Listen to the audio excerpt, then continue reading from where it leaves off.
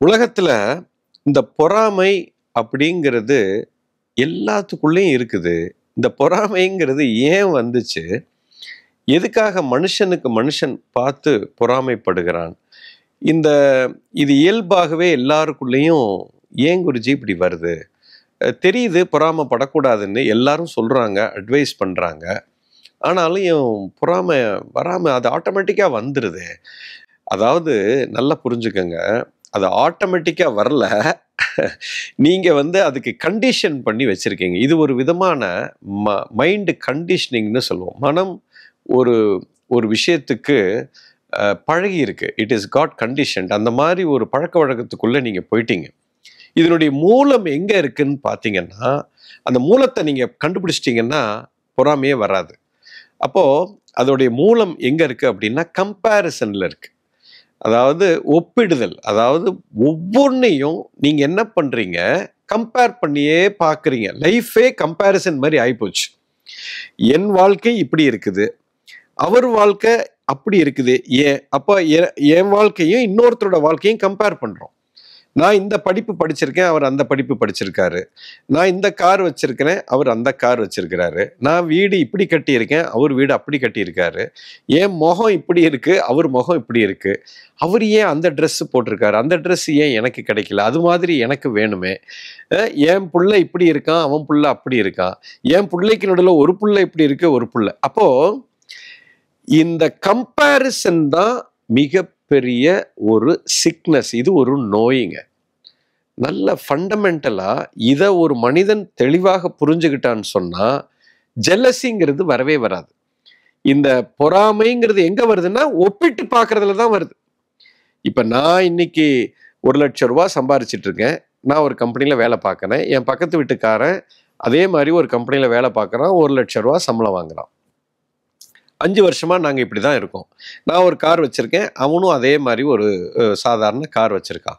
இப்ப திடீர்னு அவன் அந்த சாதாரண காரை விட்டுட்டு திடீர்னு இன்னைக்கு ஒரு பிஎம்டபிள்யூலயோ ஒரு பென்ஸ்லயோ வர்றான் அப்படின்னா இப்ப எனக்கு பார்த்துட்டு ஷாக் ஆயிடுச்சு.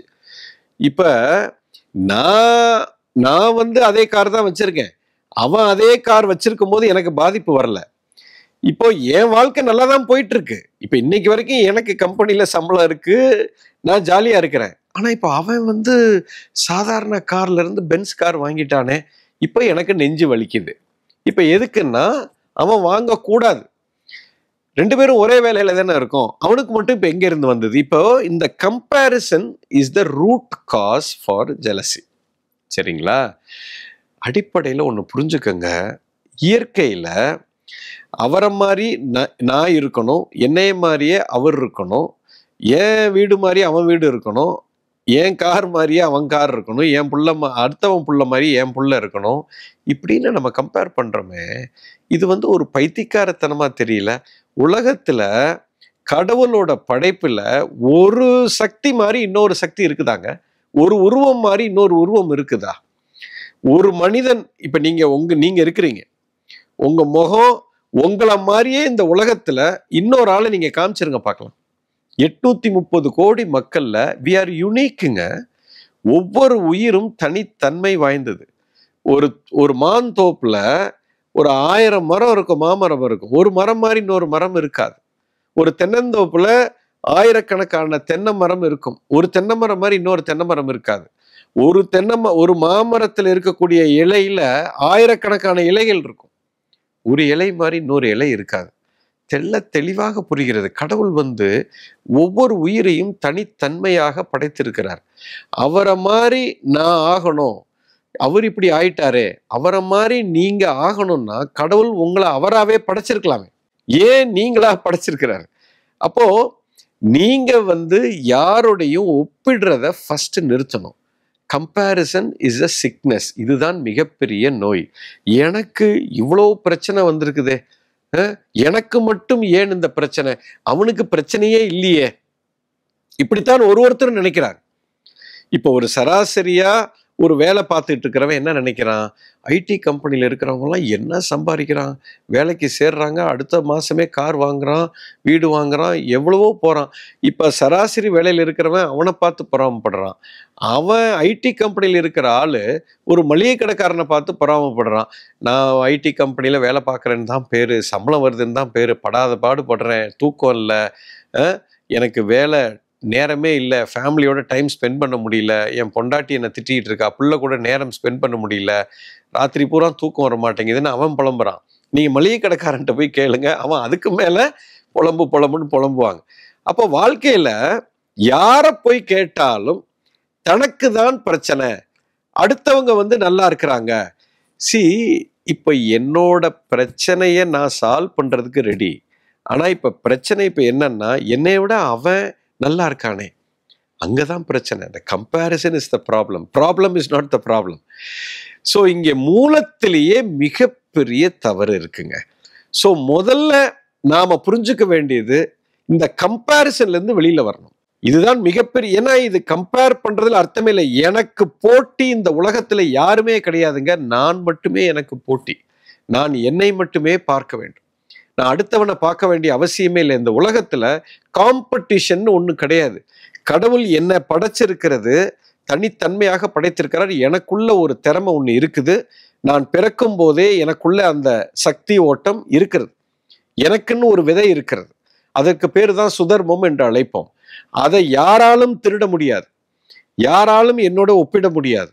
என்னுடைய வாழ்க்கை இப்படித்தான் இருக்கும். என்னுடைய வாழ்க்கையை எங்க அப்பாவோட வாழ்க்கையோட ஒப்பிட முடியாது, என் தம்பியோட வாழ்க்கையோட ஒப்பிட முடியாது. உலகத்தில் யாரோடையும் கம்பேர் பண்ணவே கூடாது. இதுதான் நீங்கள் மிகப்பெரிய விஷயம், புரிந்து கொள்ள வேண்டிய விஷயம். அடுத்தது, இப்போ ஒரு கதை ஒன்று உண்டு. என்னுடைய குருநாதர் சொல்லிய கதை, ரொம்ப அற்புதமான ஒரு கதை. இப்போ உலகத்துல எல்லாருமே என்ன நினைக்கிறோம், எனக்கு மட்டும்தான் வாழ்க்கையில பெரிய பிரச்சனை, உலகத்துல இருக்கிறவனுக்கு யாருக்குமே பிரச்சனை இல்லைன்னு எல்லாருக்குமே நினைக்கிறோம். இதை பார்த்துக்கிட்டு இருக்கிற, காணொலியை பார்த்துட்டு இருக்கிற அத்தனை பேருக்குமே இந்த எண்ணம் உண்டு, மனசுக்குள்ள இருக்குது. அது உண்மைதான். அப்படி இருக்கும் பொழுது கடவுள்கிட்ட போய் கேட்குறாங்க, கடவுளே, ஏன் கடவுளே எனக்கு இவ்வளோ பிரச்சனையை நீ கொடுத்துருக்க, எனக்கு வந்து நீ யார் பாரு, அவன் பிரச்சனையே இல்லாமல் இருக்கான், எழுத்து வீட்டுக்காரன் நல்லா இருக்கான், பக்கத்து வீட்டுக்காரன் நல்லா இருக்கான், வந்து என்னுடைய கலீக்ஸ் எல்லாமே நல்லா இருக்காங்க, எனக்கு மட்டும் ஏன் இப்படி பிரச்சனைன்னு உடனே கடவுள் பார்க்குறாரு. சரி, இவனுக்கு இந்த உண்மையை புரிய வைக்கணும்னு சொல்லிட்டு, அப்பா, ஊர் உலகத்தில் எல்லாருமே இப்படி தான் சொல்கிறீங்க, ஒன்று பண்ணுங்க, நீங்கள் எல்லாம் உங்களுடைய பிரச்சனையை எல்லாத்தையும் ஒரு மூட்டையில் கட்டிக்கங்க. சின்ன பிரச்சனை இருந்தால் மூட்டை சின்னதாக இருக்கும், பிரச்சனை நிறைய இருந்தால் பெரிய, உங்களுக்கு எவ்வளோ பிரச்சனை இருந்தாலும் எவ்வளோ பெரிய மூட்டையாக இருந்தாலும் நீங்கள் எல்லாத்தையும் எடுத்துட்டு வாங்க, என்னுடைய கோயிலுக்கு வந்துடுங்க, நான் இருக்கிற இடத்துக்கு நீங்கள் வாங்க. அங்கே ஒரு பெரிய சுவர் இருக்கும், அந்த சுவரில் உங்களுடைய மூட்டையெல்லாம் கொண்டு போய் வச்சுங்க. உங்கள் மூட்டை எதுன்னு மாத்திரம் உங்கள் நம்பரை போட்டு உங்கள் பேரை போட்டு எழுதி அங்கே மாட்டி வச்சிருங்க. சரிங்களா? இப்போ நீங்கள் என்ன சொல்கிறீங்க, உங்களை விட இன்னொருத்தருக்கு அந்த வாழ்க்கை எனக்கு இருந்தால் நல்லா இருக்கும்னு உங்களுக்கு தோணுது. ஸோ அந்த வாழ்க்கையை நீங்கள் கேட்குறீங்க. ஸோ ஆக மொத்தம் யாருமே அவன் வாழ்க்கையை அவனுக்கு பிடிக்கல. ரொம்ப சூப்பர், நீங்கள் எல்லாத்தையும் உங்கள் பிரச்சனையெல்லாம் கொண்டு வாங்க, பஞ்சாயத்தை நம்ம கோயிலில் வச்சுக்குவோம் அப்படின்னு சொல்லி ஒரு ஆஃபரை கொடுத்துட்டார். உடனே ஊர் மக்கள் எல்லாம் என்ன பண்ணாங்க, எல்லாரும் அவன் பிரச்சனையை மூட்டையாக கட்டி தூக்கிட்டு போயிட்டான். அந்த செவுத்துல மாட்டலான்னு ஒரு முடிவு பண்ணி போகிறாங்க. நீங்களும் உங்கள் மூட்டையை தூக்கிட்டு போகிறீங்க. போயிட்டு உங்கள் மூட்டையை அங்கே மாட்டினீங்க. மாட்டிட்டு உங்கள் பக்கத்து வீட்டுக்காரனோ யாரை பார்த்து உங்களுக்கு பொறாமல் வருதோ அவனும் வந்து மூட்டையை மாட்டி வச்சுருக்கான், எழுத்து வீட்டுக்காரனும் மூட்டையை மாட்டி வச்சுருக்கான். பார்க்குறீங்க. பார்த்த அடுத்த செகண்டு கடவுள் கேட்குறாரு, இப்போ எல்லாரும் அவங்க பிரச்சனையை கொண்டு வந்து என்கிட்ட கொடுத்துட்டீங்க, இப்போ நீங்கள் என்ன பண்ணலாம், உங்கள் மூட்டையை தவிர வேற எந்தெந்த மூட்டை உங்களுக்கு பிடிச்சிருக்கோ ஏதோ ஒரு மூட்டையை நீங்கள் தூக்கிட்டு போங்க. இனிமேட்டு வாழ்க்கையில் உங்களுக்கு உங்கள் பிரச்சனை உங்களுக்கு வராது. அந்த எந்த மூட்டையை தூக்கியிருக்கீங்களோ அந்த ப்ராப்ளம் உங்களுக்கு கூட இருக்கும். அதானே கேட்குறீங்க, உங்களுக்கு அதானே பொறாமையாக இருக்குது, அவன் நல்லா இருக்கானே நம்மளை விட அப்படின்னு நினச்சி தூக்கிட்டு போங்கன்னு சொல்லி உத்தரவு போட்டார். நீங்கள் பார்த்தீங்க, ஆஹா, நம்ம மூட்டை பெருசுன்னு நினச்சோம், பக்கத்து வீட்டுக்காரன் நம்மளை விட அவன் எங்கேயோ இருக்கான், பென்ஸ் கார் வச்சுருக்கானே, இவன் வந்து என்னன்னு நம்ம கேட்டோம், அவன் மூட்டையை பார்த்தா நம்ம மூட்டையோட பெருசாக இருக்கு, இதை தூக்கணும்னா நான் செத்தே போயிடுவேன், அப்படின்னு உங்களுக்கு உள்ளுக்குள்ள இவனுக்கு ஓடுது.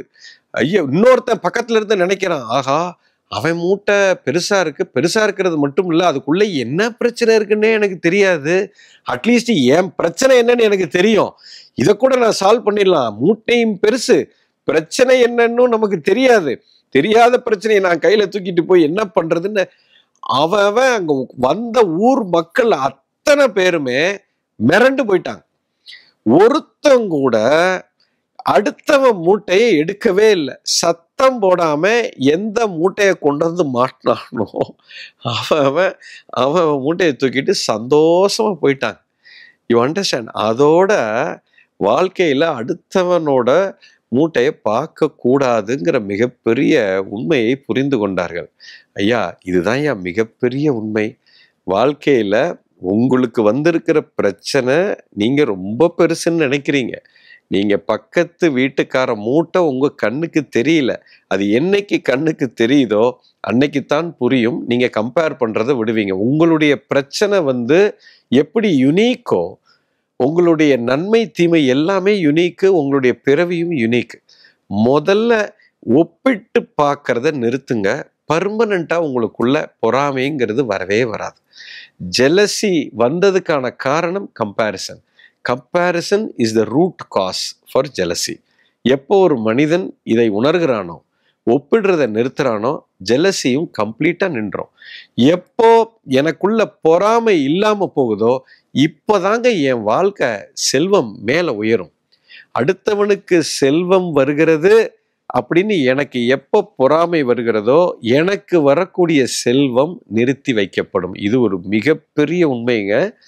அதாவது பிரபஞ்சம் நான் என்ன நினைக்கிறேனோ, அடுத்தவனுக்கு செல்வம் வரக்கூடாதுன்னு நான் நினைச்சேன்னா பிரபஞ்சம் எப்படி புரிஞ்சுக்கும்னா, எனக்கு செல்வம் வந்தால் எனக்கு பிடிக்காது அப்படி என்று புரிந்து கொள்ளும்.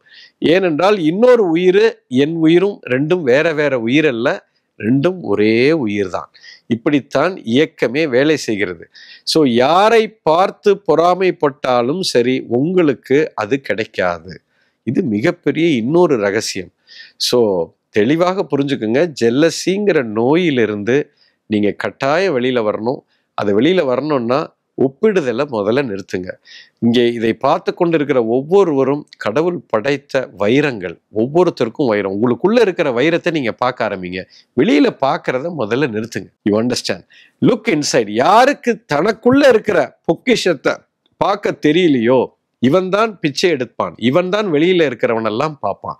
முதல்ல உங்களை பாருங்க. உள்ளுக்குள்ள மிகப்பெரிய பொக்கிஷம் ஒன்று இருக்கிறது. அந்த பொக்கிஷத்தை இழந்து கொண்டு இருக்கிறீர்கள். அதை பார்க்க ஆரம்பிங்க. ஒப்பிடுதலை நிறுத்துங்க. ஜெலசிங்கிறது உங்களை விட்டு பர்மனண்டா போயிடும். அப்படி ஒண்ணு கிடையவே கிடையாது. புரிந்திருக்கும்னு நினைக்கிறேன். எஸ்.